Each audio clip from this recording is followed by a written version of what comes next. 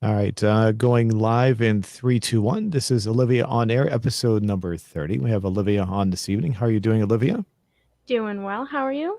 I'm okay. Before we go too far, I forgot to ask before we go live, is my voice over modulating or does it sound okay the way I'm talking? Or is it It too? sounds okay right now. I don't think it will change, but it might. I'll let you know if it does. Okay. Okay. So as long as I think I had my input a little too loud on a previous show, so I just wanted to double check that. So as long as everyone, is it sound okay like a normal setting? Do you think everyone will be able to hear it okay? Or where does it sound Yeah, like it? Okay, good, good, cool. Alrighty. So how are you doing this evening? I'm doing well. School is stressful and I'm tired. But uh, it's kind of apparently. I have two of my friends who I'm like in contact with who are also in school and are the same age as me. And it seems like this second semester is like hitting everyone like a truck.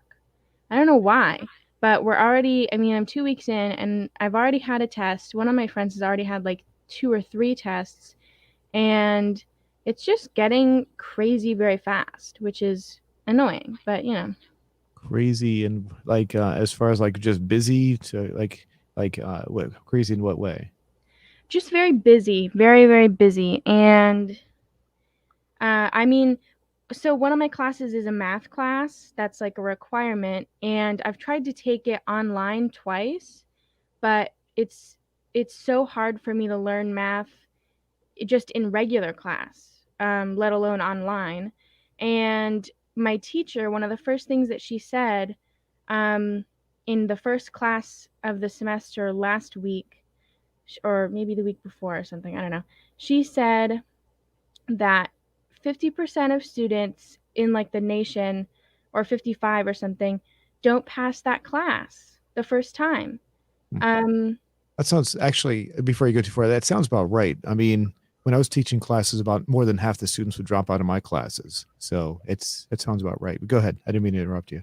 yeah, I mean, I guess it's kind of fair for a higher elective, but for a required math course, I just feel like at that point, if you know that so many students are having issues and if they have these statistics, I just feel like they should consider changing it, because I'm going to tutoring um, Tuesdays and Thursdays for like a couple hours, and I'm trying to get everything. And I mean, we go over at least five new formulas or concepts for each class.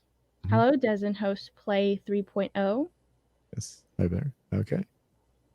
But we go over, you know, a couple new concepts at every single class, and it's very fast, and there's no like slower version that you can take. So, I mean, my therapist says not to get too frustrated, but it's hard when it's a required class and math makes me cry. So, Hmm. I was going to ask you how would you said you how to change the course to make it I in some way. I mean, how would you change it so it would be easier, I guess? I mean, how could you change it, I guess? I think you could make it a two-part course, because, I mean, if 50% of students are failing, I feel like it would honestly benefit the schools, because there would be like a higher success rate, first of all, if you could cut it into two parts. So the class could be slower and the teacher could spend more time on each part. And there's like an option to take the regular fast class, and then the students who do that will do that. And then there's also an option to take the slower one that's maybe 2 semesters long instead of one. Hmm. And then, the college gets extra money because the student has to pay for basically the course twice. So, you know, Hmm. Yeah, I guess. In defense from the other point of view, it's if the student can't handle it though, they shouldn't be taking it because they're gonna it's something that's required to begin with. So it's something they're gonna have to learn when they get into the real world. There's no slowing things down to get something done kind of an attitude. That's I'm not trying to say that you're wrong. I'm just saying that I'm giving a counterpoint of view there. So that um, makes sense too. Yeah, and like I said before, like I said, when I would taught classes, especially the advanced classes, the classes I taught were all electives, though they weren't like they were required course, except well, they were required for the certificate that the I was teaching. The course was gearing people toward getting into the recording industry and into broadcasting. So, but the higher, especially the higher classes, very much the beginning of the class, it might be 20 students, but by the end, it would definitely be less than that, like less than 10. So, and sometimes down to 8, maybe even 6 students.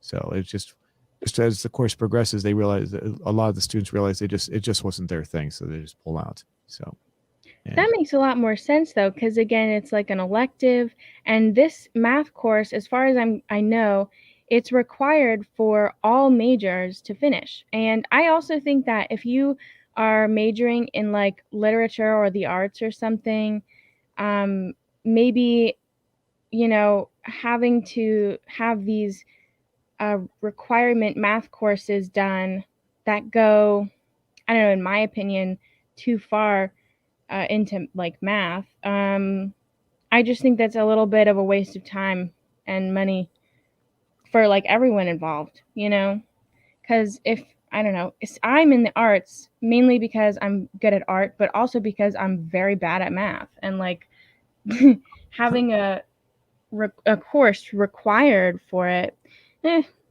you know. well, isn't doesn't math play a part in art sometimes?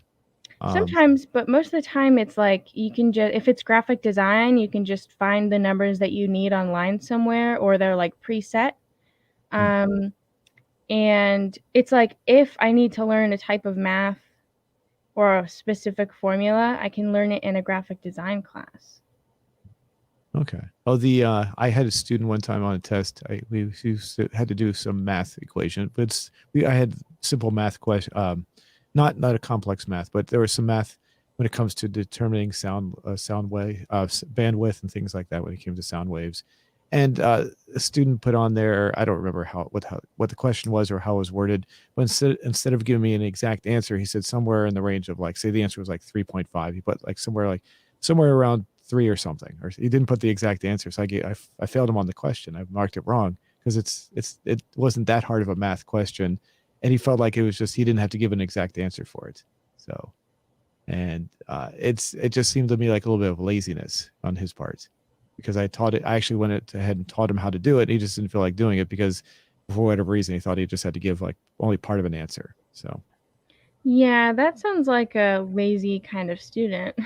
yeah, he was. I don't remember if he passed or not either. So it was a while ago, but and I wish I had the exact question so I could show it to you because I'm not really, it'd probably make more sense by me actually showing it to you or explaining it to you. But that was the general idea. So I would say a lot of the students were like that, but there was always a few like that every semester. So let's see. Yeah. Let's see. What does that say? Oh, Ratatouille. He says, doesn't host play 3.0 says, Ratatouille, I watched this Disney movie, marked my childhood. Oh, okay, cool. The, that's the movie we're going to be talking about this evening. So great. As we continue forward, maybe we can leave more comments there. We can discuss that back and forth with you too. Definitely. So before we go too far, as usual, we have an affiliate link in the description below. So if you'd like to support what we're doing, you can click on that. That's for NordVPN, and NordVPN will if you get the service that will help actually help us fund what we're doing here. And I've said this before. It's I have used NordVPN in the past, and I definitely is a very good service. It served the purpose for what I needed it for. I was able to hide my location in certain areas and also protect my data from being taken away from certain companies that like to harvest my data off my browsers and things like that. And the price that they have on there is very good. I think it's less than half, but not quite a third of the actual regular price. So if you like to click on that below, we would really appreciate that. And if you get the service, and that, like I said, that helps support what we're doing. So Thank you. Also, data mining. I hear that term a lot. I don't mhm. know exactly what it means, honestly. Let's see, we're good. OD says hello. Yeah, the data mining is like they go into your browser and then they go through all your cookies, the cookies that are in your browser. They extract the data on there and then they use it and they sell it off. So Whenever that's one of the things I don't like about it. Google is notorious for grabbing your information. That's why I don't like to use what's Chrome. I don't like to use their Chrome service because I know Firefox also does it, and other websites do it too. They go in and they look at all the places you've been through the cookie data, they read it, and then they sell it off to other companies. So, and which is it just seems to me to be very much like cookies are not a bad thing, but they're just what they're doing is, to me, it just doesn't seem to be very good. I'm not sure how to put it exactly. Just not a really good thing. Just grabbing all your information, just selling it to whoever they can sell it to. So Wow. yeah, so Yeah, that's mean. And they named it cookies on purpose. So I would be like, okay, you can have some cookies. I can have some cookies. We can all share. the one thing, whenever I show my browsers down, I have different profiles. I use Firefox on a regular basis. Not that I'm not promoting it like saying it's the best or anything, but as far as most of my browsers, what I actually have them set up so that they automatically delete all the cookies every time I shut my browser down, so they can't, if they go in there and get my information, they have it's only going to be from the time I started the browser up, which is like once a day. I start it in the morning and leave it up all day, so they'll only get the data that's there during the day and not from the previous day or anything before that. So That's smart. and like I said, cookies are not a bad thing. Cookies help you when you log into your computer. Like if you go to a website and you go to on a regular basis, those settings will stay the same. So if you delete it, it gets kind of annoying, because then if you go to certain websites, you have to constantly readjust it and change the settings back and to where you want them sometimes. So that can be kind of annoying. But at the same time, it's like I feel like the data mining thing makes me want to get rid of it regardless. So it's a small price to pay to have to, get rid of that stuff. So. Yeah. And Desenhaus comes back and says, if you want to translate my name into English, you can do it. Okay. Let's see. How would you translate? I don't know. Sorry, I don't know. If we're mispronouncing your name, we're sorry about that. We do appreciate you being on there, but I don't know. Let us know if we're mispronouncing it when we pronounce your name. So, and OD says, this movie and Stuart Little movies remind me of my childhood. Okay. The Stuart Little movies were, I don't know why, but those definitely remind me of my childhood also. I feel like I haven't seen one in a really long time, but I remember the colors and like some of the props that they used are like ingrained in my brain. Is Stuart Little about a mouse? Yeah, it's like a mouse that's it's a talking mouse that's at an orphanage. It's an orphan child mouse sort of thing. And it gets adopted. Stuart Little gets adopted over other children at the orphanage as a mouse. And then he goes and lives with his new family. He moves in, and the child that the parents already had don't like him at first, or doesn't like him at first, and then they grow to like him. They get a brotherly bond. Blah blah blah blah blah.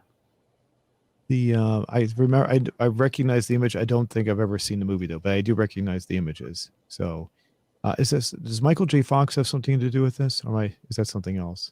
I think he's the mouse. I think he's Stuart. Okay, so that name came to mind when I saw this. So, okay, I forgot about that. all right. And so you say this is a pretty good movie then, right? It was interesting. It was fun it's fun for kids. Yeah. Okay. It's fun and a little bit funny, and definitely a family movie. And there's like two of them at least, I guess, or at least Yeah, one. I think there's 2, maybe 3. Okay. All righty. Well, before we go too far, let's go ahead and look at our question from last week. One second. Oh, and Desnoff says, imagine Rockstar Games launches the fully remastered in HD. Oh, okay. Yeah. Yeah, that's he's there. I'll bring up the question here. Rockstar Games recently relaunched 3 games they called it the definitive edition, and it's not being received very well. I don't know if I discussed that. So that's Grand Theft Auto 3, Grand Theft Auto Vice City, and Grand Theft Auto San Andreas. So I'm not sure if you're making reference to that, but yeah, let's see there. But anyway, here's our question from last week. Which coffee brewing method do you like best? 906 votes, with almost 80% saying pour over. I think that's where it was. I think we were pretty close to that before. It looks like the percentage has not changed very much. see. Yeah, that looks about the same actually. Yeah, a And 6%. is that 3 ties for 5%? Yep, 3 ties for 5%. I was gonna say 6% for other. Then yeah, three ties for the other three. Mocha pot, French press, and cold brew dip. Am I saying that right? Mocha pot. I think so. I've heard British people say maca pot Hmm. and other people say mocha. I don't know. Okay. The I don't know if I said this before, so if I am repeating myself, forgive me here. But something about YouTube comments when we want to make sure that they're all there, we have to go to newest first every time because sometimes comments will not show up unless we do newest first. So there'll be I've done it before where there'll be like maybe two comments and then I'll go newest first and then like one or two additional comments will pop out of nowhere. So we always have to go newest first to get. I don't know why it's like that. Maybe it's a glitch or something, but that's just the way it is. So let's see. Oh, and we can see. OD has one more question. Let's see. Have you guys ever seen the movie? Uh, Ratatouille. oh no, no, I've not seen that one. No, what is that? He or this person says it's a low budget movie based on Ratatouille. It's like a when really low budget movie production people, I wouldn't even call them companies, but people remake a movie and try to sell it for like the regular price of the movie for some reason. Um, I haven't seen it firsthand, but I have seen the YouTuber Danny Gonzalez review Ratatouille, which was very funny. That's a pretty funny. It looks awful. It's like one of the ugliest movies you could probably ever set your eyes on. So Oh really? Okay. yeah, it's like it's a extremely low budget, irksome looking movie. Honestly, So is it CGI? I have no idea. I honestly, I don't It's know. so you got me curious. I'll type that in there real quick just to see. I want to just catch a glance at this. Let's see. Was it spelled Ratatitoing?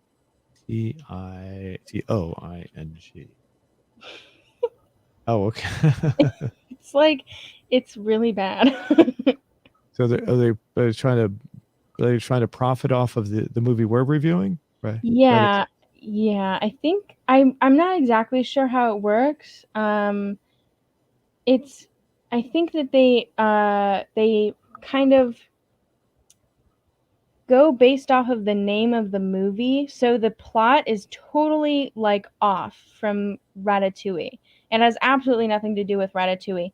I think it's like they hear that a movie is going to be released from like Disney or whatever, and then they try to remake a movie based off of whatever the title of the Disney movie is, if that makes sense.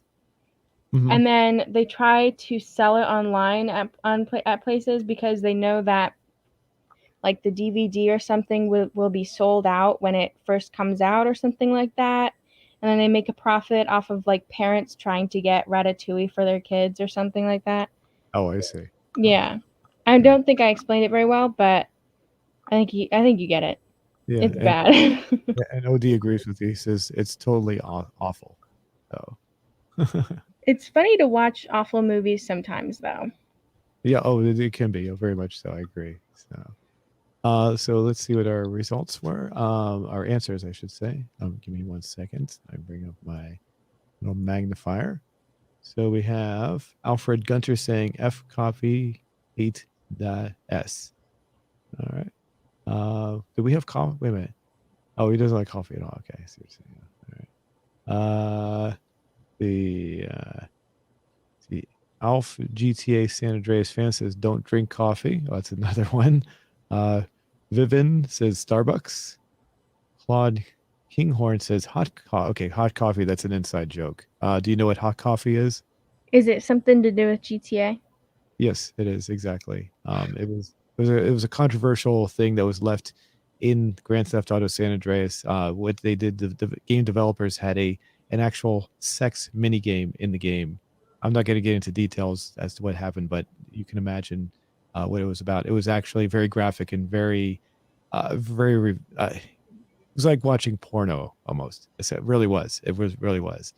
And they hid it inside the game, and they were hoping that people would find it, and they eventually did find it. Once they did, they tried to deny it was there all along. They tried to blame other people for creating it, and eventually, a few like 5 or 6 years later, they've confessed and said, "Yeah, we knew it was there all along. We didn't expect it." So, and when it came out, they had to change the game from a mature rating to an adult level because only adults are allowed to have that kind of game. And then they had to go back and recall the games and remove all the content from it. Of course, all the people kept it, so it's still out there. So, but anyway, that's what that is. That's what it is. So, Jerry Darmawan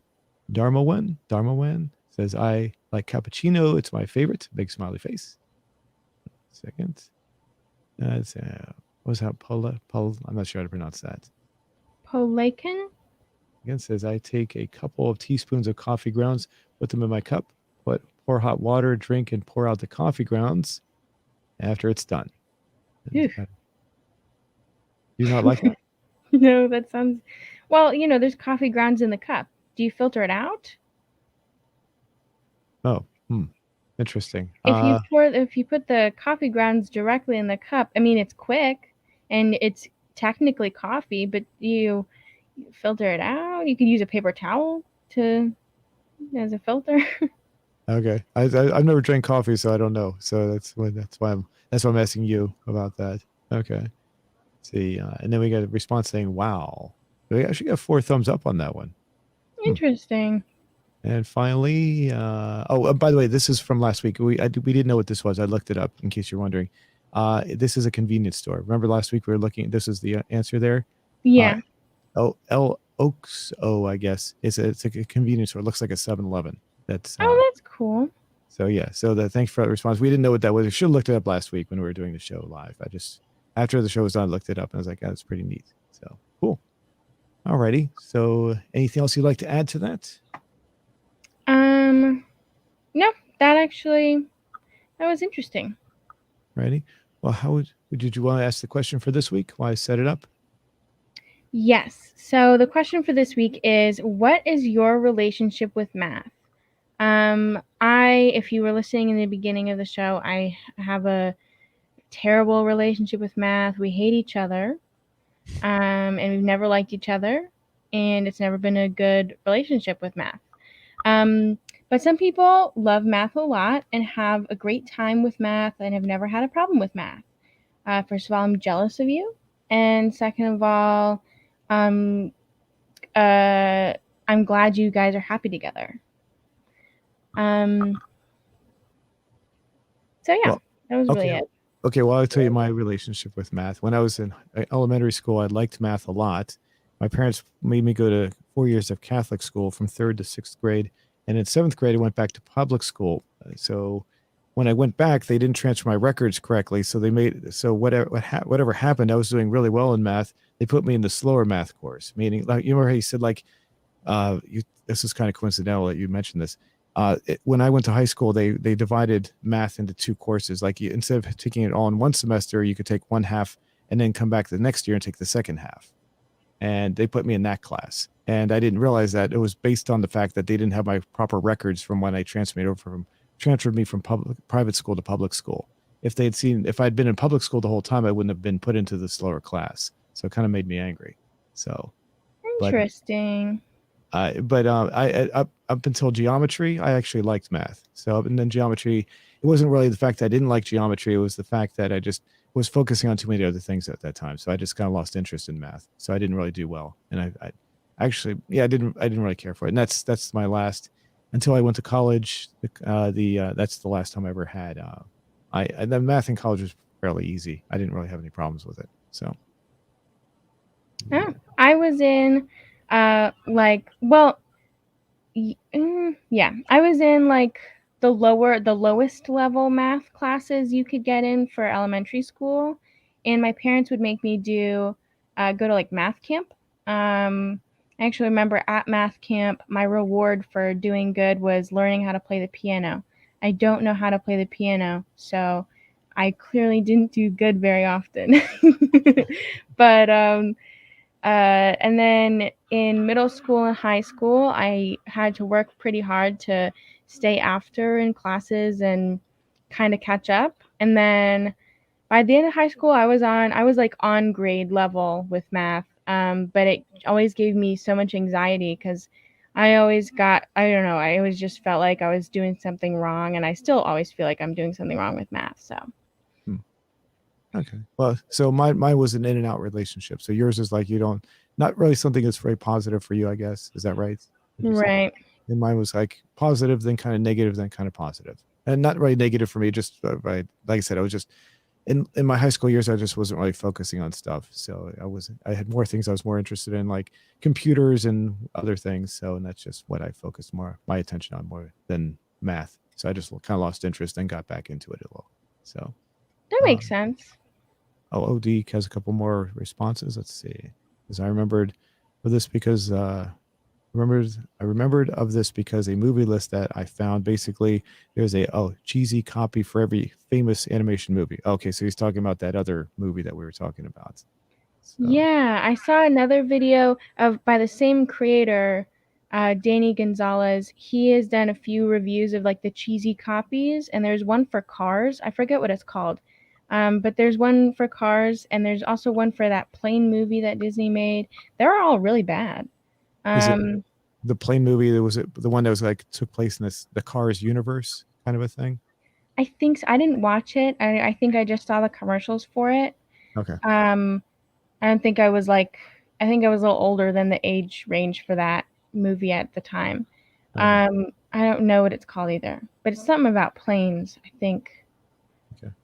Yeah, Cars is my I would have to say if I had to pick my a Pixar movie, that would be my favorite movie of all theirs would be Cars. So the I there's do like the colors.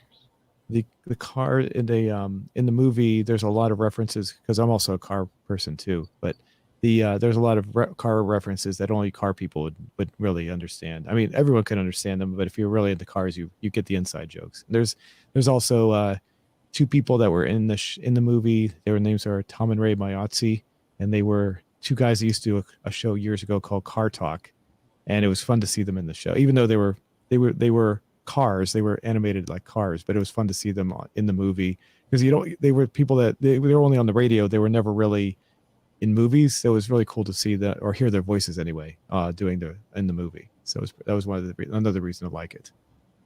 Disney's good at that kind of like deep cut kind of stuff with their movies.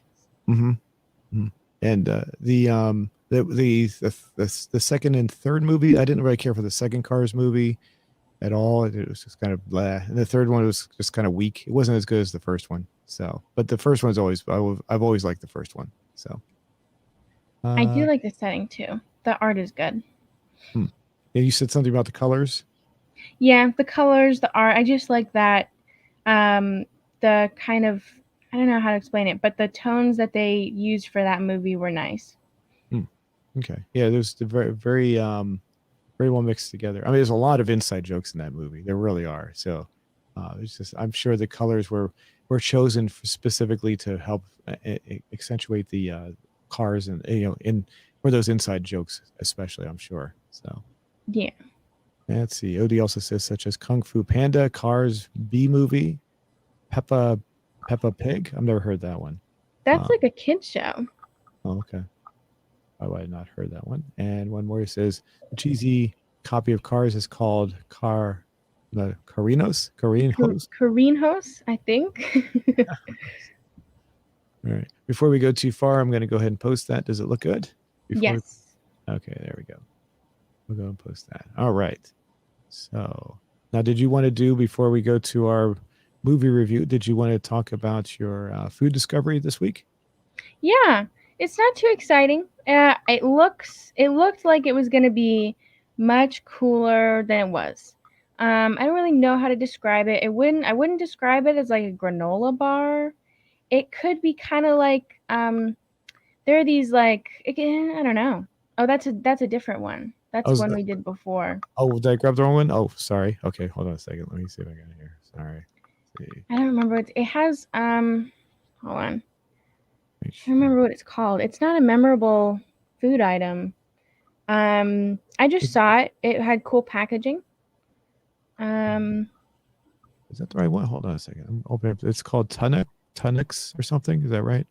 that's the one we reviewed. I reviewed that one maybe 3 or 4 weeks ago, I think. Oh, because that's one that's in the email you sent me. It's just, Really? yeah, yeah, it definitely is. Because it's, I see the thumbnail for episode 30 with the attachment. So the, yeah, it's definitely the one that you sent. That's the one you sent me for this with this email. Oh, maybe So this one. yeah, it looks like you. Oh, here we go. Okay. Let me know when you get the email. Okay. We can do it at we can do that the food review after we review the movie Okay. because the email might take a little while. It always does. Oh, here it is. It just came through. Oh, So perfect. It's just kind of bland. And oh, it sounds like a dog is outside again.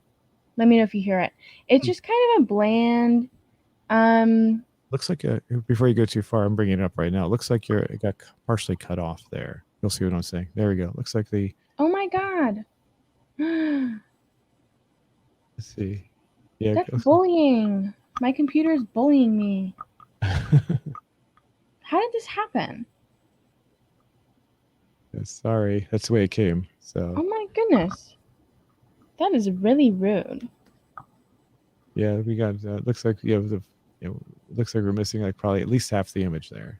So Well, we can discuss it if you'd like, or if you want to try to, if you have time to. Does it look like that on your computer? Did it get cut off when it somehow through email? Maybe I don't think that would happen, but let me see. It doesn't look like that on my thingy. that's odd. Well, it's not really worth discovering anyway. But as you can see, it says Crawford's on there. It looks exactly like what's on the cover, honestly. And I think it's from the UK, Okay. and it has like it has currants. It's like berry currants, and I do love berries. They're one of my favorite fruits. But this is just kind of boring. OD like says, coming back. I really like this conversation. Thanks for reading my comments. Yeah, of course. And thanks for commenting. We really like that too. So Yes, thank you. I'm sorry, say it again. It had what? I'm sorry. I cut you It off has there. like currants that are like berry preserve sort of thing, and I do love berries. They're my favorite fruit. Um, but these are just kind of boring. It's bland. It doesn't taste like anything. It tastes like I don't know. It just kind of tastes like something like an old person would eat, which isn't, a bad thing. It's just it's just kind of bland. It's like if you were eating this and drinking prune juice at the same time, you would probably be having the time of your life. Like, I mean, if the same as if I mean, technically, couldn't a young person be the same thing that an old person eats? I mean, yeah, but you know how old people are like kind of stereotypical. They eat like, and I like these foods that I'm gonna mention. They eat like oatmeal and kind of just like sad, bland foods. And don't get me wrong, I like sad, bland food every once in a while. But this was just, the packaging was prettier than what I was eating. oh, okay.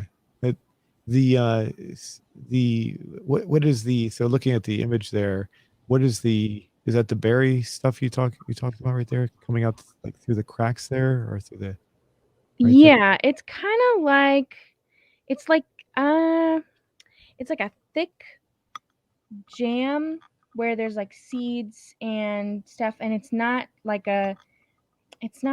a moist jelly. It's just kind of dry, which is part of the problem for me. It's just kind of dry and a little tough, and it's kind of just gross, and it has a layer of like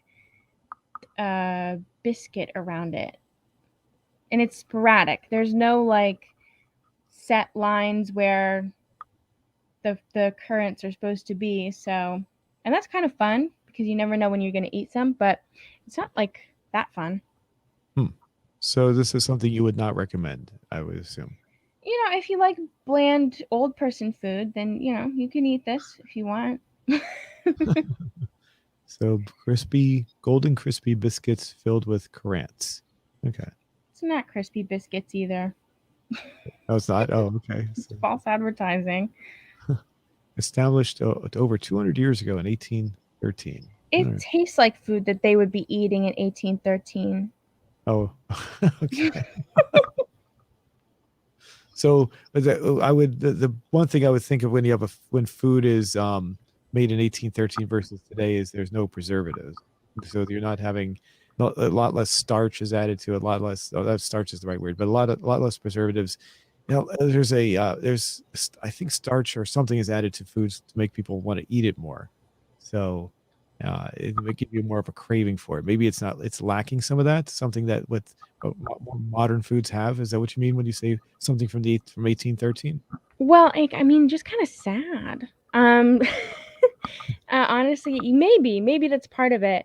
But I really like just raw berries, and I like berry jams and preserves, and I've like made some out of just regular raw berries. And you don't really put too much sugar in those. Um, or any sugar sometimes because berries are sweet on their own. And so I was expecting the berries to have like a natural sweetness, and they kind of, it wasn't like a bitterness or like a sourness, it was just bland. Hmm. I could see I could agree with your statement about it being something from like that would taste from that time period based on that. So I can see what you're saying. Maybe does it seem like something that would last very long? Yeah, if I forgot about this and left it in, a deep part of my cabinet, and I found it, a couple years later, it would probably still taste the same. Really? Oh, that's okay. That's the exact opposite of what I was thinking. Okay. Okay. I thought it'd be rotten, but maybe rotted out within like a couple of months or something. Okay. Interesting. Maybe. I mean, it might get stale, but it doesn't seem like it would mold quickly or anything, you know? Actually, OD has one more comment. Says, I'd like to ask some questions. Is there a schedule for these podcasts? How do you select the themes of each one? Is this a Is this a podcast in service other than YouTube app? Nope. Well, I think you're asking is that we only right now they're only on this channel, this YouTube channel only, so nowhere else. So and the schedule is basically 8 p.m. Eastern time, 8 Monday through Friday. We have different shows. So right now, Olivia's show's on Fridays. It was on Tuesdays, but we moved it to Fridays for now. So and but and then we have one show on Saturday. That's usually around 1 o'clock or sometimes between 1 and 2 on Saturday afternoons. That's Eastern time. So, but I think that will answer your questions. And the themes we usually decide beforehand. But we don't usually announce beforehand what we're going to talk about. So usually we talk about before we go live, then we talk about it then. So we don't pick it once in a while. We'll have a topic and we'll decide the week before we'll talk about it. But usually we decide before we go live what we're going to talk about, and then we announce it when we actually do the show. So, alrighty. So did you want to add anything else to that? No, Okay. everything's, yeah. Alrighty. So the movie for tonight is Ratatouille. I'm sorry, is that right? Yeah, Ratatouille. Ratatouille. Ratatouille. Okay, they were pronouncing it. I think they were pronouncing it in the movie slightly differently. Were they? Or I don't know. Some of them had French accents, so it might have been different with the French accent thingy. Okay. And this is a movie from you. Was this one of the movies from your childhood you were talking about earlier? It was, I think it says it's 2007, so I was 6 when it came out. I don't know when I started watching it. I don't know if I saw it in theaters. I don't really remember. I just know that I watched it a few times during my childhood, and then in high school, I watched it again, and I was like, this is actually pretty good. And then during college and especially in quarantine, I started watching it like all the time. Hmm. And I don't know, I became obsessed with it. Oh wow. So this movie is there? Let me look this up real quick. Is there a sequel to this movie? Taking a look right. Mm, if there is, I'm ignoring it. It's no. It just says okay. Somebody tried to Ratatouille the TikTok musical video. Okay, that's just someone just probably unfortunately I'm looking at IMDb and I'll bring it up for you. You can see what I'm looking at.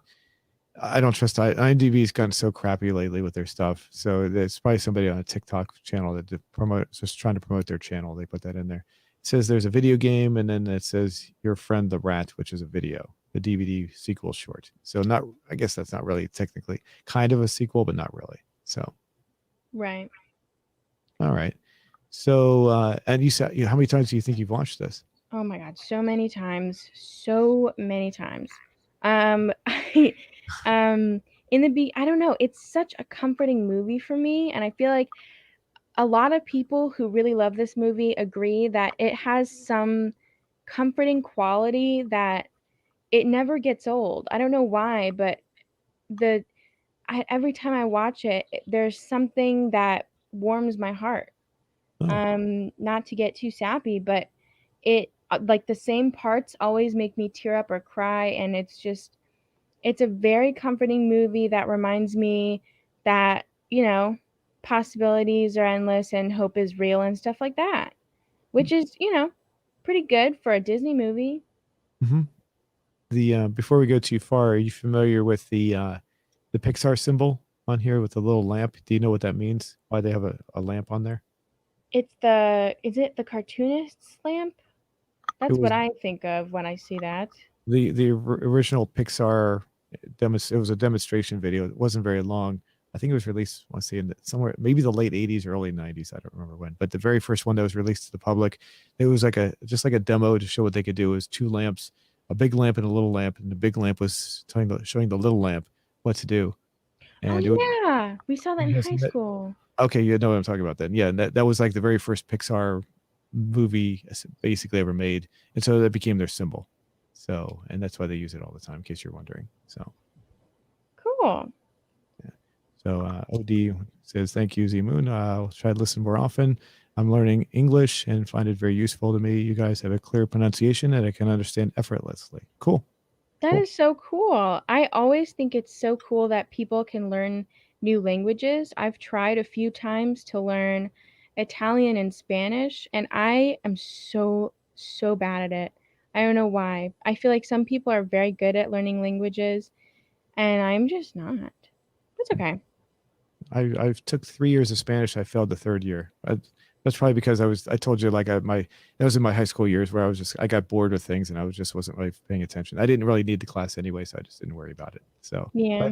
I passed the first two though, so that's all that mattered. So, but I can relate. There has to be a desire to do something too, obviously. So Yeah. Yes. Okay. So this movie, and another thing that I want to mention is that I watched it a lot for the comfort before I started really getting into cooking myself.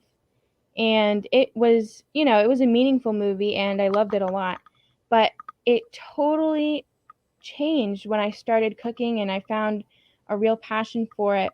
Like, I feel like how you are with the Cars movie is how I feel with this movie. It's like, it's not that there are a lot of cooking references, but the way that it shows the passion for cooking is really perfect. It's a beautiful cooking movie.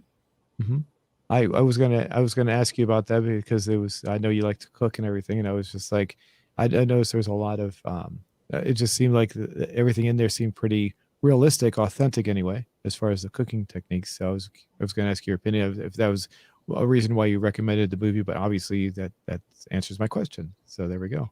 Yeah, and I think like an actual professional chef reviewed the techniques that they used, and overall it was pretty good. But I also think that their portrayal of like I don't remember what timestamp it is, but Remy the rat, he when he starts uh, kind of discovering food and the way that his nose kind of pulls him to food, and he has a passion for like making different flavor combinations. That's like totally accurate for a lot of people. I feel Hmm. it's like it's something that it's once you start doing it, it's hard to stop. You know? Mhm. The and as far as other things in the movie, so basically, I think when they make these movies, they try to make everything as authentic as they possibly. Obviously, well, certain things authentic, because obviously the shape of the people is not what that's not what people look like in real life. So, but generally speaking, techniques and things they try to base it on in some ways in reality. So, and Yeah. as far as anything else in this movie that stood out as far as being based in some sort of actual technique or anything? The way that the kitchen was run, that was, I know that that was realistic. Uh, Definitely not the rats cooking, as far as I know. Um, I don't know. I Again, my grasp on reality when I'm watching movies isn't like all there. Gamer, let's see. I'm going to answer this question. What is this, Andreas? You don't like GTA San? No, we're doing movie reviews right now, so that's all. So, and as you can notice, I am from non-speaking English country, hence my mistakes. Oh, it's fine. You're good. You're fine. You're perfectly fine. I didn't I see had anything. no idea. Yeah, I had no idea it was you were from a non-English speaking country. Yeah. Yeah, that seemed pretty good to me. So yeah. Um, the one thing I will say, I'm kind of jumping ahead here, but basically it turns out as we go along, the rat he wants to be a chef. He we have this young guy who doesn't know anything, and he basically controls him. But as the movie goes along, they do a DNA test, and the one thing I thought was going to happen because the lawyer grabs the hat from the original. How do you pronounce the guy who originally owned the restaurant? Gusto? Gusto. Okay, thank you, Gusto. He turns out to be the father of the young guy. Who's the young guy? Uh, Linguini. Linguini. Thank you, Linguini. Yes. Um, they do a DNA test, and there's a line where he says something to the effect that when he does the DNA test from Gusto's hat, or what do you call it? What it was that is that the proper term for a chef's hat? I'm not sure, but It's technically called a togue, like okay. yeah. But you can just do chef's hat. It's easier. That's Yeah, what I'd say.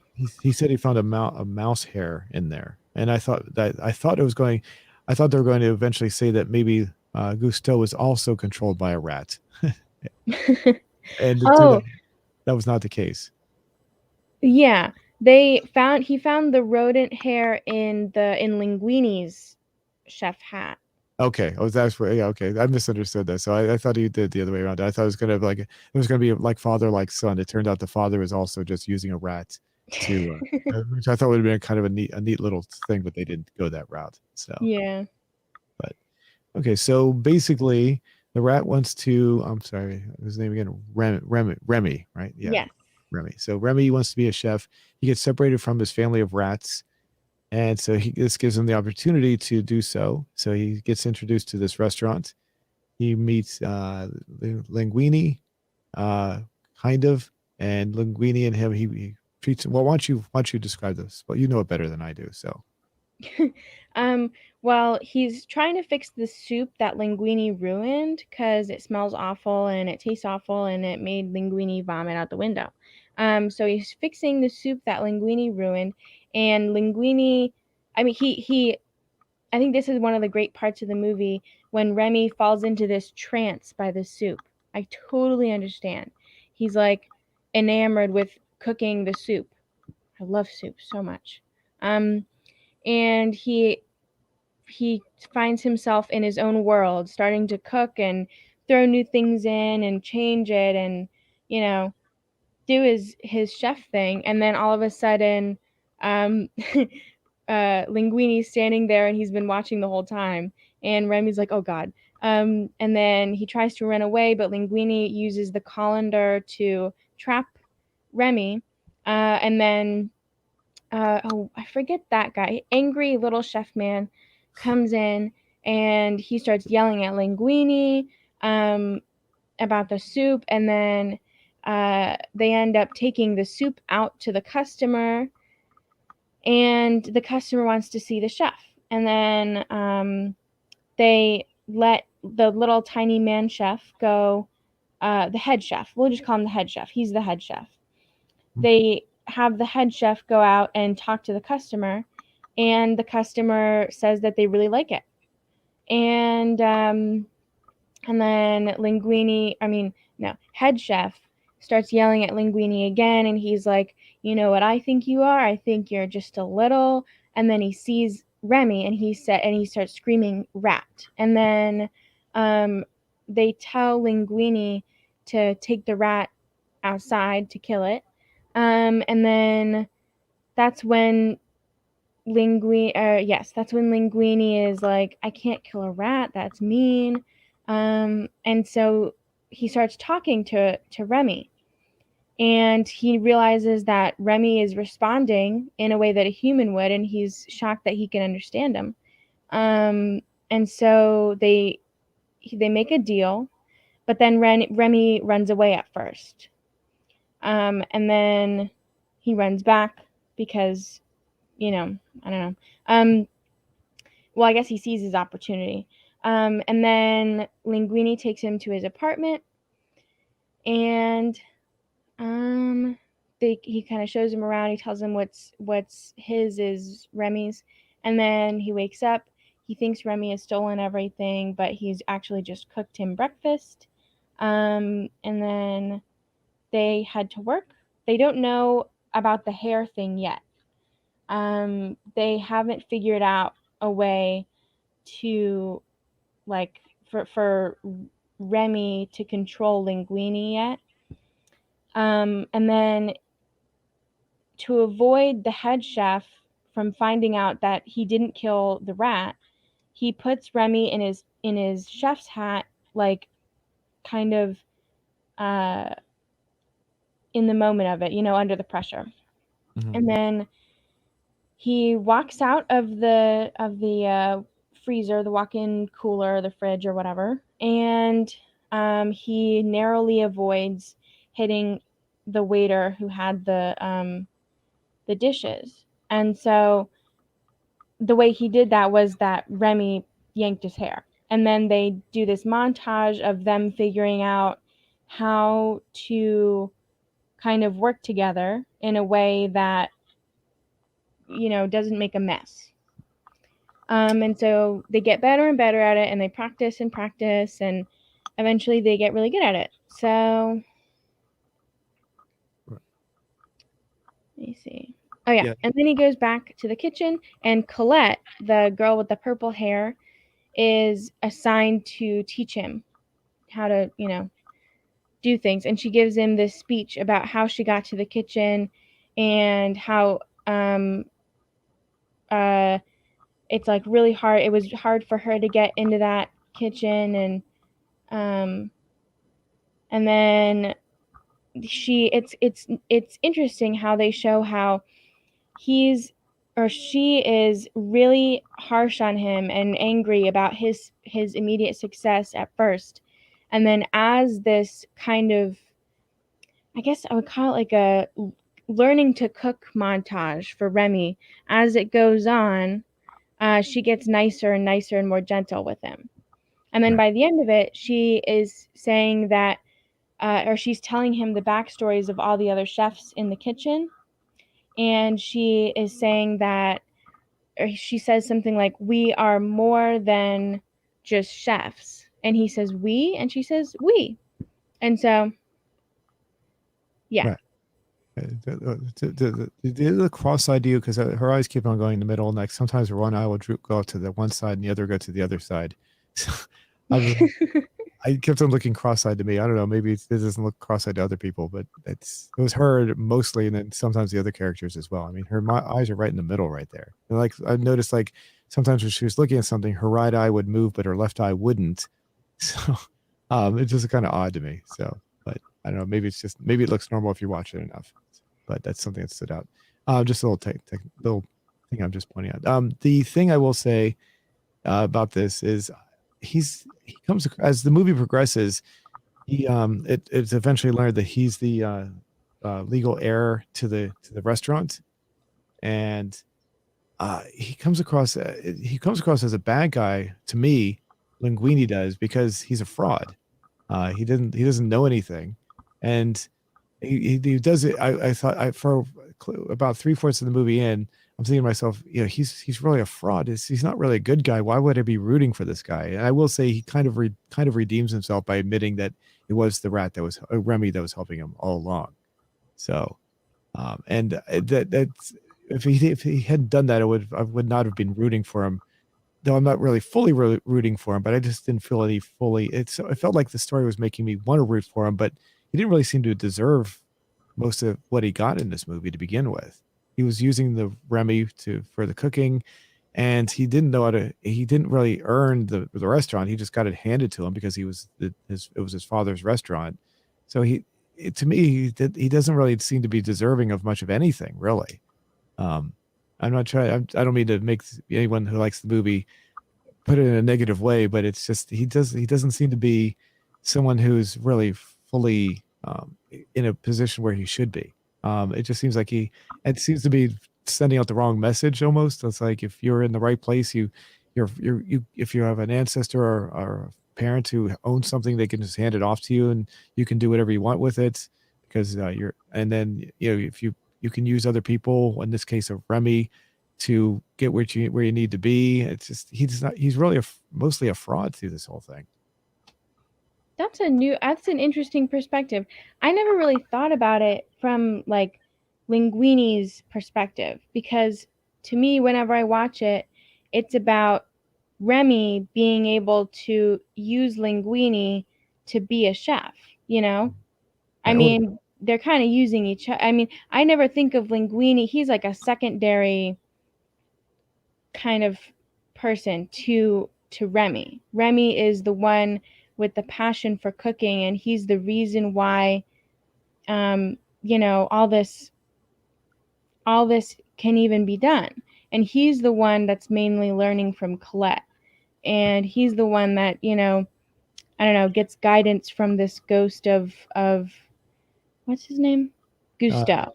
yeah. And so I think I never really thought about it like that, but you're right. I mean, Linguini, and I know that, I don't know, Linguini definitely, he doesn't seem to have, many talents, and he gets the restaurant handed to him. But I also think that this movie, and there are a few YouTube videos I think that have touched on this, but this movie is like a little bit of a different pace than a usual Disney movie, I think, because it goes from, how do I explain this? I don't really know how to explain it, but they get they win against the head chef, and then they have another, I guess, foe, Right. who is Well, who is Ego, the reviewer. right. Um, I don't know. It's kind of hard to explain. It's just totally different from Well, other Disney movies. the head chef, which I keep on forgetting his name, I don't think he was a completely bad person either. He was kind of an angry person for sure. Kind Yeah, of. money hungry, angry. And that's another thing. This movie, it's like, it's not really bad or good. I think it's it's very focused on pride because pride gets in the way of Remy. When Linguini, how do I explain this? When Linguini is talking with the press later in the movie, Mhm. pride gets in the way of Remy when he should be trying to um, pretend like he's not under the toga, under the chef's hat. Mhm. But he wants to be recognized for his work, even though he knows that if he does get recognized, nobody will accept it because he's a rat. And so I Mhm. think it's a little bit more complex than bad and good. I think it touches on different concepts. Mhm. Yeah. And And then that. ego, the ego of Remy and Linguini, both of them, they get inflated with the more success that they get. And it kind of gets in the way of their friendship or companionship that they have. So, I think that I was definitely rooting for Remy. Remy seemed to be pretty decent. The character, he didn't seem like a bad person, a bad character, I should say, a bad guy. So yeah. for sure. But as far as the head chef, he's definitely cranky and he wasn't really full of morals. But at the same time, he wasn't, like I said, he wasn't really a bad person. He was just he seemed, but he also seemed like he worked his way up to a position where he was actually okay to be in that position. So to have that taken away, so anyone would be pretty angry about that. But he's at least he's felt like he was deserving of that position. He seemed like he knew what he was doing. Linguini does not. You know what I'm saying? Yeah, and it's very obvious that Linguini doesn't know what he's doing. Like when he makes the speech, before they serve Ego, he fumbles over every word. He like has no idea how to talk to his team or anything. Mm-hmm. He's very much not ready to be in the position that he has. Right. It's just I just think it shows that it's one of those Disney movies, one of those movies that shows how complex people are, and it's not like, and this is impressive to me for a kids movie, that there's not definitive good or bad. These Right. people are gray area people like regular people are, and Mm-hmm. Remy has moments where his ego or his pride gets in the way and he gets angry and he makes rash decisions. And Linguini has moments where he forgets that he doesn't have these talents and then he needs Remy to get him through what he's doing. And Mm-hmm. he makes rash decisions. And it kind of shows how, I don't know, I mean, they lose the restaurant and they fail in the end. Mm-hmm. They get a new one when, Ego, I guess, Anton Ego, the reviewer guy, Mm-hmm. uh, he, I guess, how do I explain this? The soup, the ratatouille that Remy makes for him kind of transforms him, and it makes him realize he made a speech about it. Do you remember the speech that he made, or the Yeah. little monologue he said Yeah. about it? And it changed him, and he funded their restaurant in the end, Right. um, which was cool. Uh, but it just kind of, I don't know. It's a little more complex Mm-hmm. And for a kids movie. I didn't feel that the head chef should have been disparaged as much as they made him out to be. Like it seemed like they were trying to make you seem like you should be rooting against him. I wasn't really rooting against him. I'm not saying he was a perfect person, but I didn't, it seemed kind of unfair that he lost everything when he was, when he was definitely qualified to be in the position he was in the first place. So, I don't like it when stories try to make it so you're supposed to be rooting against somebody and rooting for somebody else, and it's like I don't always feel that that's this story was trying to make me feel like I was who I should root for, and it's not who I didn't feel that fully. It felt I feel it feels kind of artificial when they do that stuff to me. So That and makes sense, and that's fair. I didn't really notice that, but that does make sense. mm, I mean, they're all the chefs in the kitchen, as she told about their backstories. They're also like morally gray people, right. very morally gray. Some might say morally bad.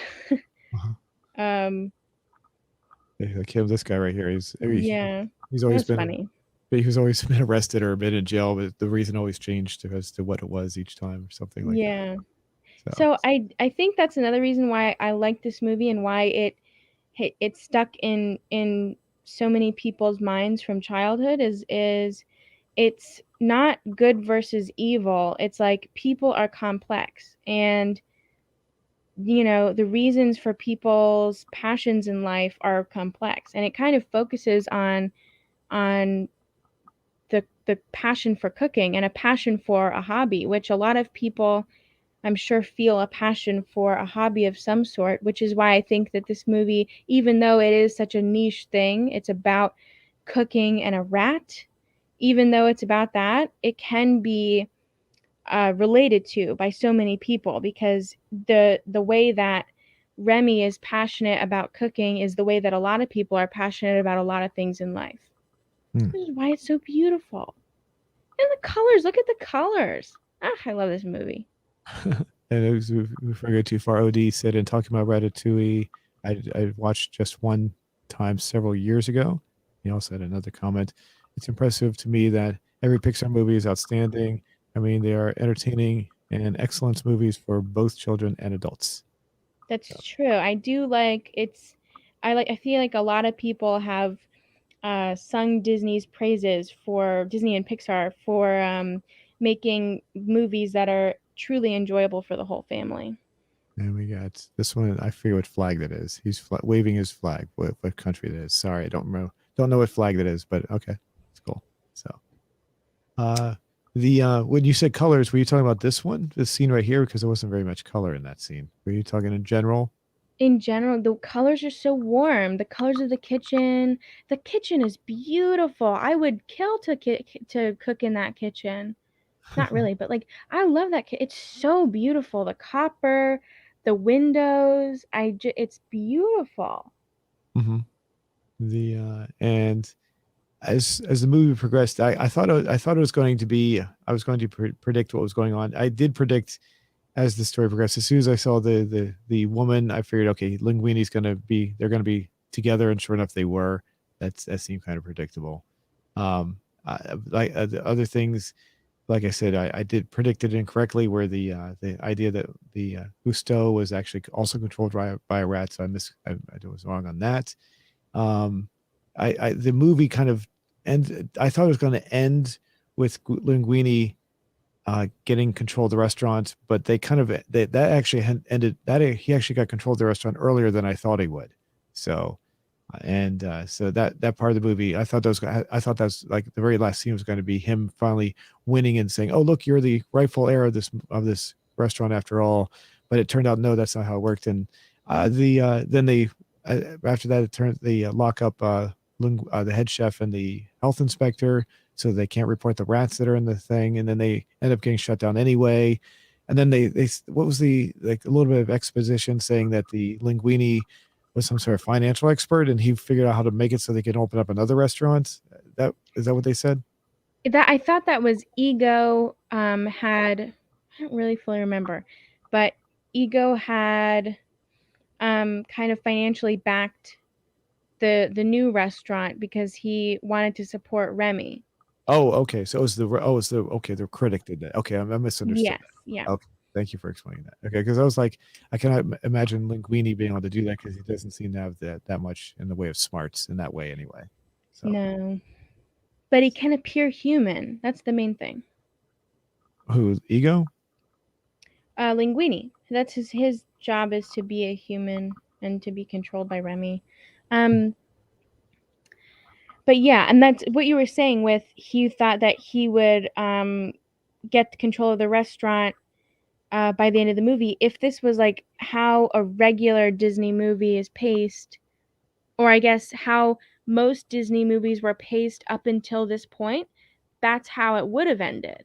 But this was totally different in that he got control of the restaurant early, and then, he got the too big of an ego, his personality, his emotions got in the way of his relationship with Remy and vice versa, and then uh, you know, Yeah. they almost jeopardized the night where they had to cook for the critic Ego, Mhm. and then they lost the restaurant.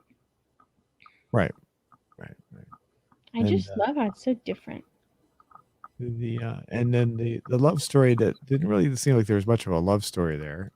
It's just he forces the Remy forces him to kiss her, and it's like, and then it's like, and then somehow they're in love after that. So yeah, that didn't really seem to flow very well. But okay, it's just more funny than anything else. So Yeah. I mean, there were moments where, like, when as she was teaching him, she was getting more and more gentle, but it didn't seem, I agree with you, it didn't seem like love or anything.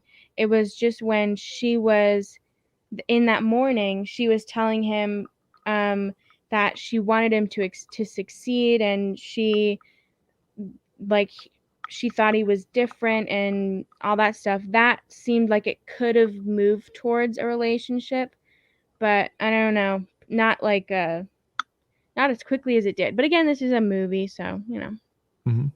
And one thing I wanted to say, you refer to Gusteau, the ghost of Gusteau, but they actually established that it's actually Remy's imagination in the movie. Yeah, So it's I he do never. love that scene. That's one of the scenes that always makes me cry when he's talking to Gusteau in the trunk of the car. Mm-hmm. There you go. There. I don't know if that's where that is, actually. Oh, we were further back. I can't remember where it was. Is it before this? Maybe. Oh, no, I think it was after. I don't think we can play any of it, but if anyone wants to go and watch that. Oh, yeah. Okay, wait, go back. There, I saw it. Yeah, they were in there. I saw the cage there. There we go. Is this it? Yeah, here we go. Yeah, a little further back. Oh, back. Okay, I go back. There we go. There, that scene. I think a lot. I mean, I didn't think it was that interesting at first, but the more I watch it, I don't know, the more I love it. Oh, what about the scene? I mean, explain a little bit more. It's the dialogue. I don't know. He's asking his own self why he has to. I don't know how to explain it other than, by the actual dialogue. I didn't write it down, so I don't know the exact quote. Well, I mean, you don't have to put a word for it, but the general idea, though, is a general idea. It's just like a inner confrontation. Why it's kind of him asking himself, why do I always have to, I don't know, pretend like I need this guidance or I have you around when it's not really, when he knows that it's just his imagination. Mm-hmm. He's asking himself why he always has to pretend. And I think that's, I don't know, I kind of relate to that on some level. And Odi says, "Nice review, Olivia. As you can talk, I can remember some scenes." Thank you. Oh, But all right. yeah, and every video that I've seen kind of reviewing this movie agrees that this scene is like very crucial for Remy too, because he kind of realizes kind of slowly that, I don't know, he he used this imagination of Gusteau to talk to himself and encourage himself. So it wasn't really pretending, Hmm. which is kind of nice. And they never show the actual Gusteau, do they? Except for maybe a TV broadcast at the beginning or something. Yeah, on the TV. Yeah. So, and all right. So let's see. So the movie, we get to the end here. His name was Ego. Is that right? EGO, just like it sounds. Yeah. Okay, thank you. So, and of course, we have the happy ending. What happened to the head chef, the former head chef, the little guy? What happens to him at the end? I forgot. Does I'm he not sure. is he seemed to? I mean, like I said, he didn't say like he definitely wasn't full of morals, but at the same time, he wasn't like a completely bad person. He definitely seemed to be in that position, like he was qualified, very much qualified to be in a head chef position. He's just kind of a rude person, but at the same time, not completely, like you said, it's not pure. There's no definitely not pure evil by any stretch. So, Yeah, he wasn't pure evil. I mean, he seemed to me like more of a businessman than a chef because he hmm. didn't ever show a passion for cooking. I don't think there was a scene with him, prepping food or cooking at all. And he didn't really care, whether a budding chef succeeded like Linguini, even though Linguini was being controlled by Remy, the head chef didn't know that, and so he wasn't supportive of a young chef. He was mean to all his workers, and he didn't really have a passion for cooking. And it seemed like he was very much more interested in the restaurant for the money. And we don't know his past, so maybe at one point he was very passionate about cooking because he was Gusteau's sous chef. He was his like right hand man. Hmm. And so maybe at one point he was very passionate and he lost the passion, or he, I don't know, became bitter when Gusteau died. We're not sure what happened there, but it seems like maybe I don't know, maybe he was just better at business. He seems to, I mean, he turned Gusteau into like a Chef Boyardee, like Ego the reviewer said. He he started using like right there. They're burning all the frozen foods and stuff that the head chef was producing because Right. he kept turning Gusteau's image into frozen food and into to sort of this thing that Gusteau might not have wanted or might not have signed off on. Right. Um, But and that so I was think in that way it was. I mean, he's not a bad person or an evil person, and he worked for what he has, but he's also not a nice person, and he doesn't seem to have a passion for cooking. So right. you know, Well, making those foods, that's not a bad thing either, because if you look at restaurants in real life, like McDonald's, like when it was bought out, they changed what the original people who started McDonald's way back in, I think, the 50s. It's the people who own it now are not following the same philosophy that those people did. So businesses change through time, obviously, so they can change and sell different things. So it's not a bad thing to change. But it seemed like the movie was trying to imply that it was a bad thing to change that. So. it might be. I mean, from my perspective, I just think it could be bad for. It could be something. Okay, if I was a like a head chef at a really fancy restaurant and I had great pride in the craftsmanship of my food, I wouldn't want it to get turned into frozen food. You know, Right. that But I might mean, be you going a go ahead. little too far with that. Yeah, the idea of it just and you the sorry, I lost my train of thought. Sorry. But basically what I was going to say is like these show all these little images right here. So I paused right here so you can see those. I was looking for those billboards or whatever you want to call them. It was like he was trying to create different flavors and different things like that, and just it's simply saying because well I don't like that if you're working at a restaurant. But I mean, obviously, businesses change all the time, so change, formats change all the time. So it's just like you said, he was a business, like a businessman. Maybe he thought that was the right way to go. I don't know. I'm just, it's not that's not necessarily good or evil at all. It's just a different way of doing things. That's all. So, Yeah. and the movie tried to make it seem like, well, that's bad. It's like, but I don't see how it's bad. It's just a different way of doing things. So, um, I mean, it's not following what the Gusto really originally wanted to do, but it doesn't matter because it's just the way businesses go. I mean, you can't. I don't know. Disney does things like that sometimes where they'll say some things are bad, and you're supposed to say, yeah, that's bad, and you're supposed to agree with it. But I don't see how it's bad. That's what I'm saying, I guess. So, That makes sense.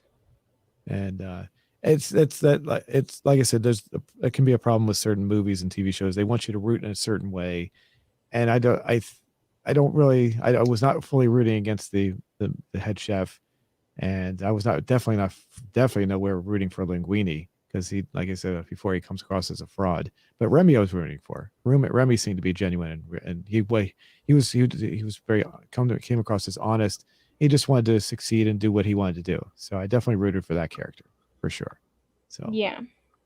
I didn't see anything wrong with him. And then the other people that were in the what do you call it? The kitchen. What is that? The kitchen. What do you call that area where they cook? I'm sorry. What is it called? Just the kitchen? The kitchen, yeah. Just okay. I wasn't sure if there was anything special for it. Yeah, they were like they just seemed like regular people. I didn't see anything special too much. I mean, they didn't really show very much of them. They just really just mainly gave descriptions of them. The only person they showed was really the what was her name? The woman's name? I forget her name. Colette. Colette. That's right. Thank you. And that was about it. Any other people that were in the kitchen that were I can't think of any other people, just those that were really emphasized about. Not really. I think it was impressive to me how smoothly the kitchen operated. They they knew their roles and they performed them beautifully in that kitchen, Hmm.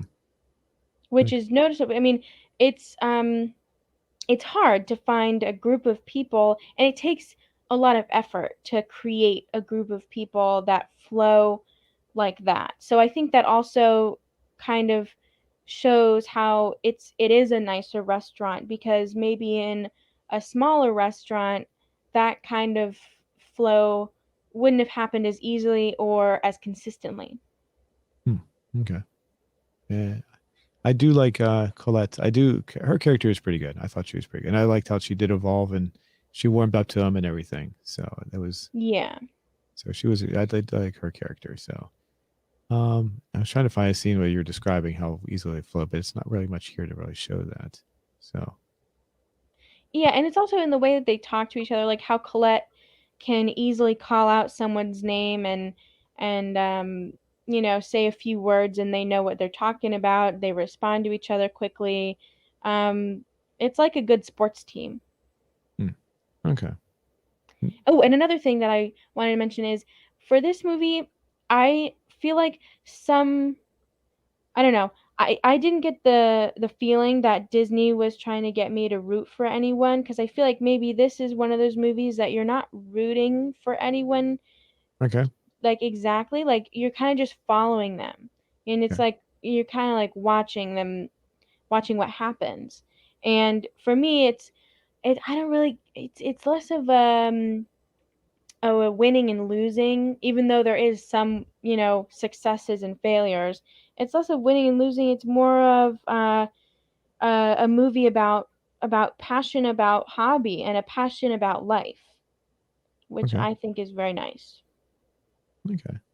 Like a passion for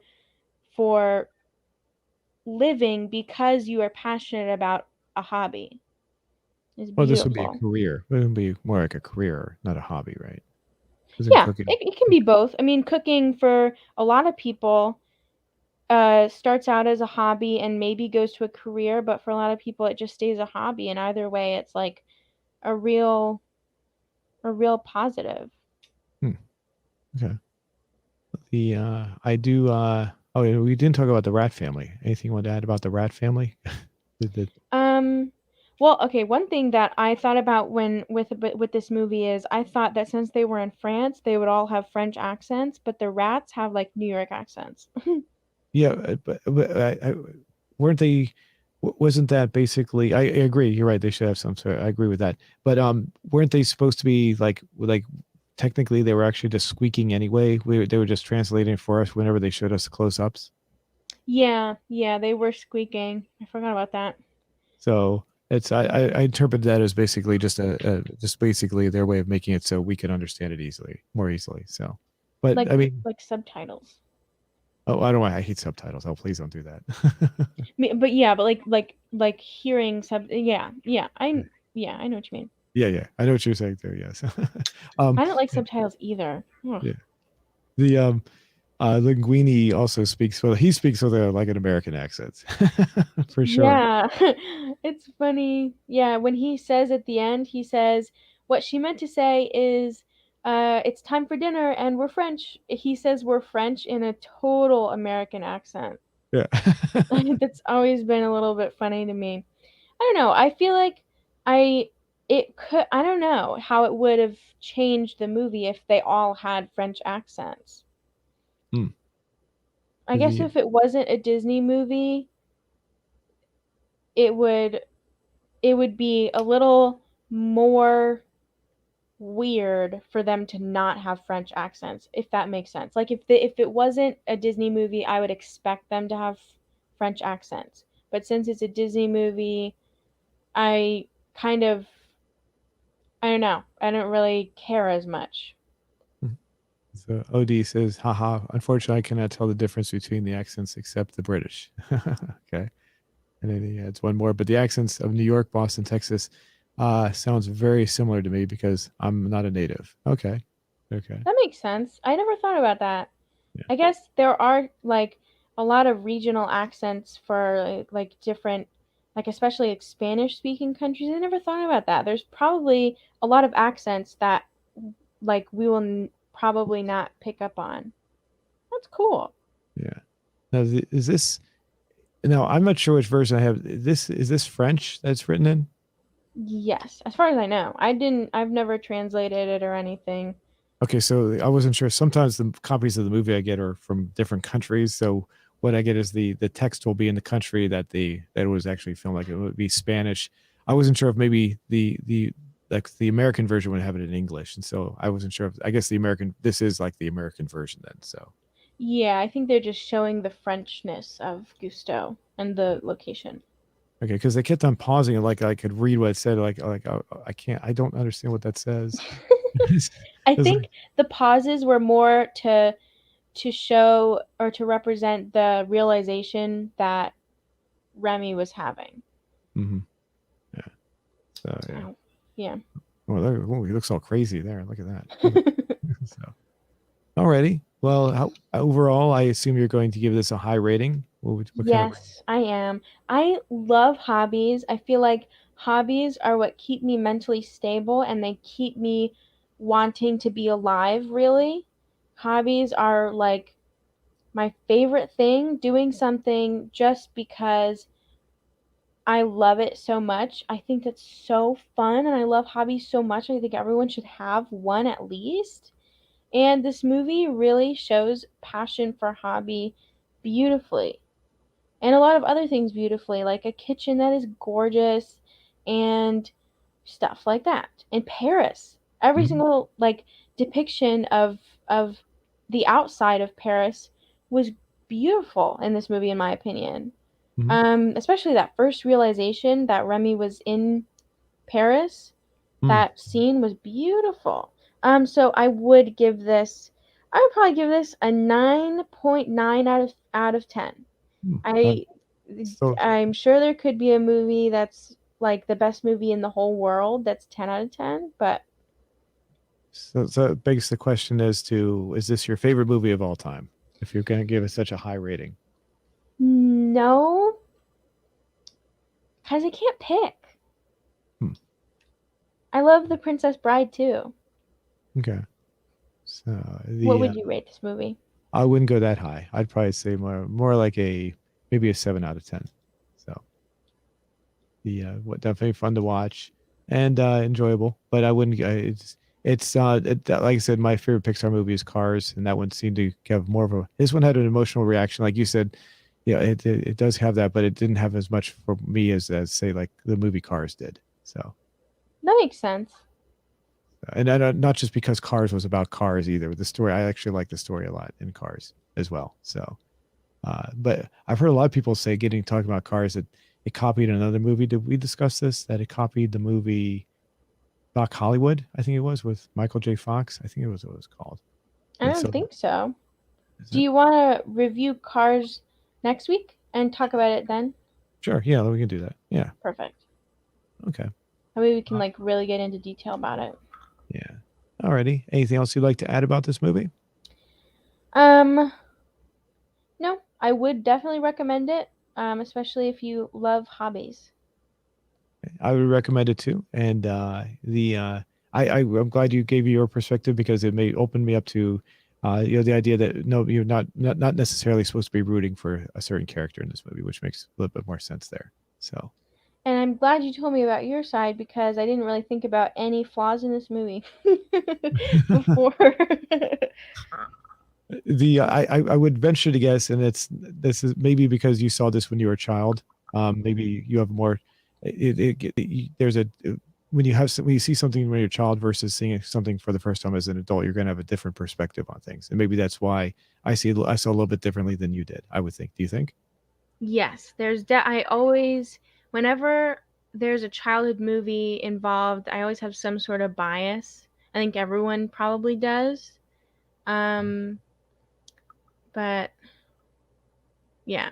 I definitely think if I watch this now, I don't know. I would probably like it, but maybe not as deeply. Or if I was watching it for the first time now instead of in the beginning of quarantine, in the beginning of like the whole COVID thing, Hmm. because it really just helped me emotionally because of I feel like I have I don't know, this movie for me evoked a lot of like deep emotions and made me think about a lot of things emotionally. So, and Huh. I'm sure for a lot of other people it's done the same sort of thing. Interesting. So anything that, like, would you say, things that helped you with life? Yeah, and helping me. It kind of helping me more deeply appreciate having a hobby not for anything other than mental health, because a lot of this is like a whole separate issue that I could talk about for like forever. But I feel like nowadays, especially with social media, a lot of people are pushing this: if you're good at something, try to make money off of it. And that, it's applicable in some ways, but I think it's also important. And I didn't realize this before watching this movie over and over again, and before I really thought about a lot of things in the beginning of the COVID thing. Um, I I didn't really realize that, and I thought that I should be trying to turn all my skills into money. And this it just kind of helped me realize that it's important to practice something and love something and do something as a hobby, not for anyone else but for yourself, you know? Hmm. You could put it in a better way, maybe a different, or a different way, I should say, not better way, but maybe say, uh, make money, or maybe make a career out of it. How's that? Is that what you would that be a Well, better?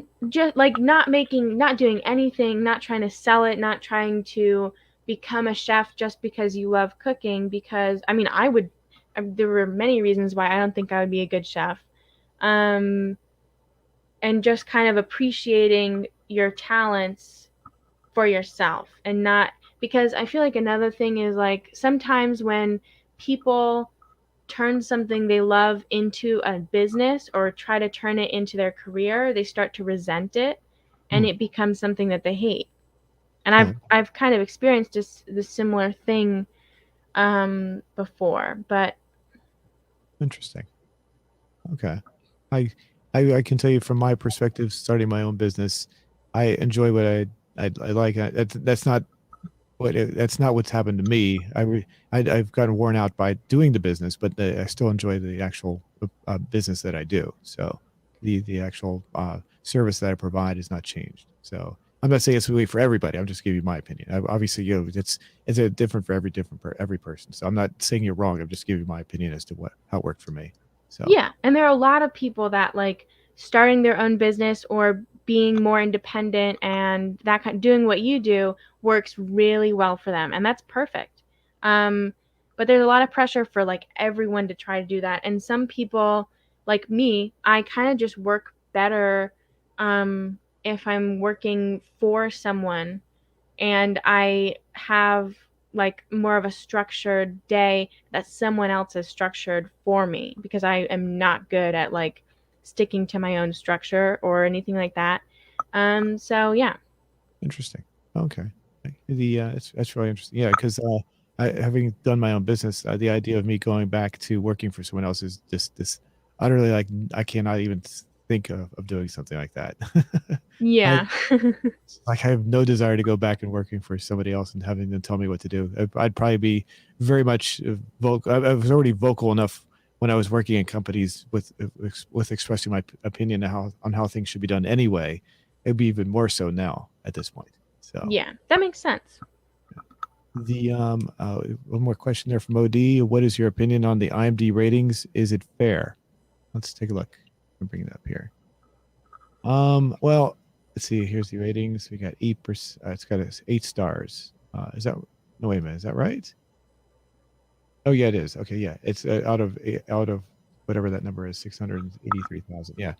I don't know if I said this before, but IMDb is not fair on popular movies. So if you see something on there, it doesn't matter what people vote. They're going to make it the number that they think it should be, which means it's not fair. No, I don't think it's fair. So to answer your question, no, only because they make give you the illusion that your vote counts, but it really doesn't.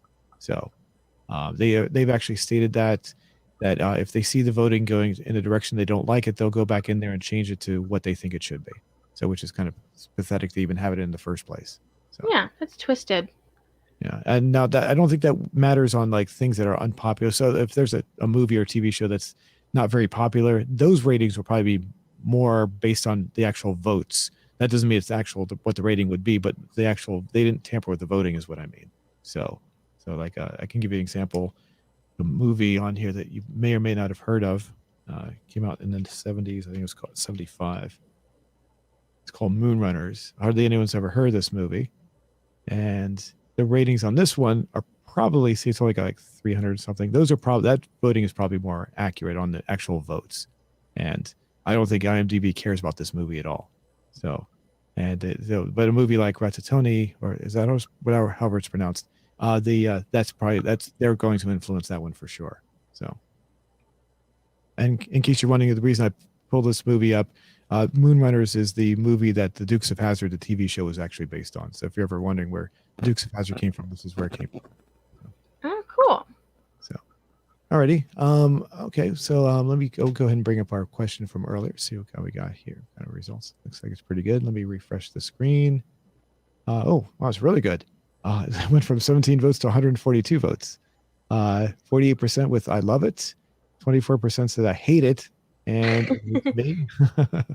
We've got a tie at 13% with we get along and it's complicated, and only 1% with other. Comment below. So let me get the old new comment here. Yep, just 2 comments. Let me get my magnifying glass out. Give me a second. Okay, Mexico Basados is, what's that say? I think it's supposed to be Stockholm Syndrome. Stockholm, yes. Okay. All right. Yeah, we'll go down to the next one.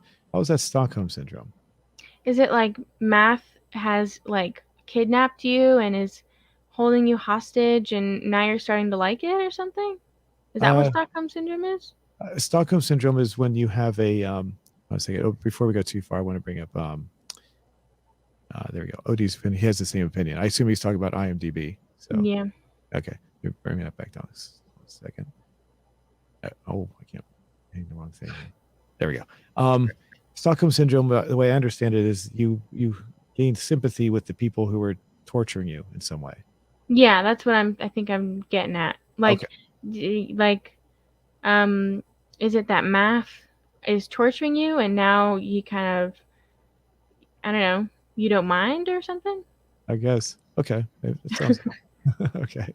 Let's see. Spartacus Numbicus is did well in math in school, but caused me so much anxiety out of any other subject, I really began to loathe it. Oh, interesting. Okay. Yeah. I know what you mean, but only the loathing it part. Actually, earlier in this show, I said it was geometry that I didn't do well in. I think it was actually more like algebra that I didn't really do well in. That's where I kind of gave up. That's where it got kind of annoying to me. Geometry was actually okay. It wasn't great, but it was algebra that really did it for me. Go ahead. In the class that I'm in right now, it's like, it's really annoying and hard algebra. I mean, I'm sure it's easy for a lot of people, but for me, it's just difficult. Like, we're doing imaginary numbers. There's no reason I need to know what an imaginary number is. I'm never going to get charged like $2.30 imaginary number for, a pack of gum. It's not realistic. We understand. I think you know this, but the reason why they make you take these courses, and I've heard this stated before, is because if you apply for a job, I don't think it's legal to give someone an intelligence test. So what they do is they if you have a degree, that basically substitutes having you take an intelligence test. So if you can pass all these courses, whether or not you need them or not, it shows that you're intelligent enough to pass the courses, and you'll get a degree, and so you're qualified for the position.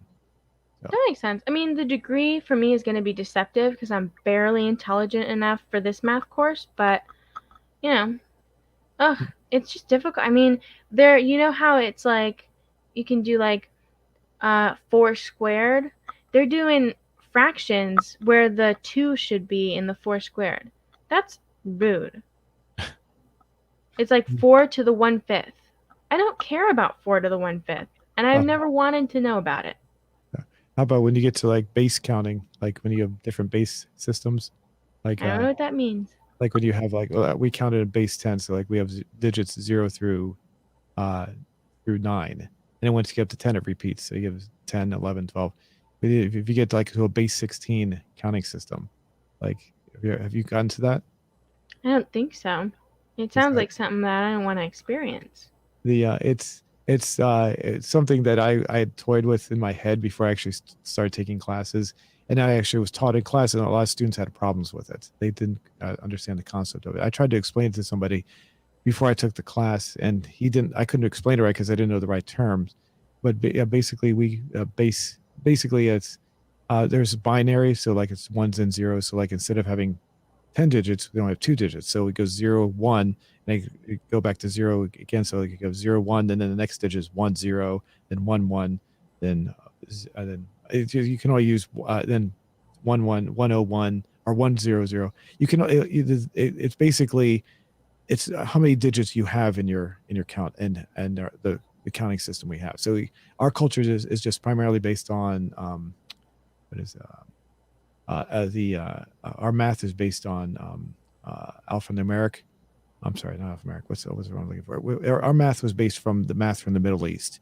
I can't. I can't. I mean, I'm not even explaining this exactly right, but before the Middle East became more heavily religious, our math was heavily based on the math from 880 AD to about 1200 AD. So they were based on a base 10 counting system. So were the Romans. So the majority of the world is based on a base 10, but we could have been based on a base 12 or a base 16 or a base 15 or anything like that. So we would just be the number of digits that were in our counting system that we don't have available that determine how you would do the math. It just makes it easier. So everything is done in base 10. So everything is more evenly divisible by 10 by the way we do it. That's all. So Oh, does that make sense? So like in a base 16 counting system, since we don't have any characters to do that, we have to substitute letters. So once you get up to 9, it goes on A, B, C, D, E, F. But because we don't have we don't have any numbers to go past 9, so we have to substitute those with letters. So, and then once you get past A, B, C, D, A, B, C, D, E, F, then when you get up to F, then it goes back to 0 again. So what would look like 10 is actually 17. Does that make sense? no. That's okay. So, I it sounds like if I tried to understand that, it might make my brain aneurysm. So, uh, if you have to deal with computers, base binary systems, base 2, but hexadecimal, which is base 16, is very common. I'm not sure why. I know why they do it because it less care. Like I don't know why they use binary so much. Binary is more of one and zeros, but hexadecimal is very common in computers. So if you had to take something in computer courses, you would have to know that stuff very much so. So hmm. and so if you're yeah, that's where math definitely comes into play in certain professions. But yeah, I agree with what you're doing. You probably wouldn't use hardly anything. So No, because with graphic design, you have to know, print dimensions, but that's literally the dimensions are all already on all the presets, and there are like a bagillion different presets to choose. It's like I just feel like if you at this point in the career that I'm going to go into, if I need to know something, I can just look it up very easily, and it's not a hard concept because it's just knowing what numbers to use. So yeah. well, as long as the source you're getting it from is correct. So I mean, if some people, I'm not saying you would use the wrong source, but some people would use the wrong source or you rely on something they think is reliable, and it turns out the information they're getting is incorrect. So it could be a problem there as That's well. true. I mean, I feel like I get a lot of my info from Adobe, and Adobe is like the graphic design creative with computer, like, you know. Hmm. Oh yeah, well that sounds like they'd have the right information. I'm just saying that if you, some people just go on the internet and grab stuff randomly, and it's like it's not right, and they'll Yeah, right. that makes sense. So the but well, OD had one more. I graduated in economics, and so I'm safe with math. Okay. Alrighty. So we'll go ahead and wrap everything up. Next week we'll do the movie Cars. And anything else you'd like to add? Thank you for listening and watching, and I hope you have a lovely day. Thank you. And don't forget, if you'd like to help support us, you can click on the affiliate link in the description below for a NordVPN. If you get the service, that would help fund what we're doing here, and we really appreciate that. Thank you. See you later. Oh, wait a Bye. minute. OD has one more thing before we say bye. Says thanks. Thanks, OD.